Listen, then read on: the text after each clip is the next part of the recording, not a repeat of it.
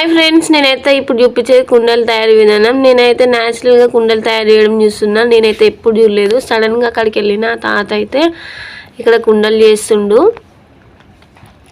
ఇది వచ్చేసి ఇల్లరి అంట, పోషమ్మ తల్లికి యూజ్ చేస్తారు. నేనైతే ఫస్ట్ టైం చూస్తున్నా.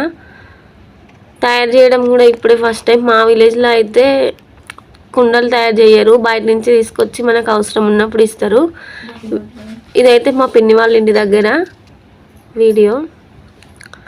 తాత ఫస్ట్ అన్నీ రెడీ చేసి పెట్టుకొని మళ్ళీ వాటిని బొట్సుల్లాగా లేకుండా వాటర్తో తడుపుతూ సాఫ్ట్గా చేస్తుండు. ఇది వచ్చేసి వేగన్ల కుండ. ఇది కూడా దేవుళ్ళకే యూజ్ చేస్తారంట. నాకైతే తెలియదు, ఫస్ట్ టైం చూస్తున్నాను నేను ఇది కూడా. ఆ తాతని అడిగితే ఒక్కొక్క దాని గురించి అయితే వివరిస్తుండు. ఇంకా వీళ్ళ ఇంట్లో చాలా రకాల కుండలు ఉన్నాయంట. 7 యంత్రాల బోనం, కంచుళ్ళు.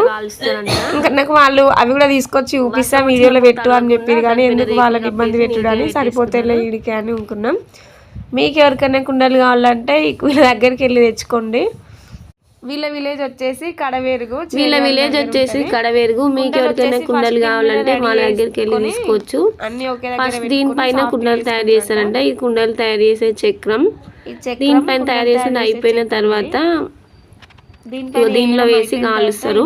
దీన్ని బట్టి అంటారు. వర్షం వచ్చినప్పుడు తడవకుండా రేకులతో కవర్ చేసి పెట్టేసారు.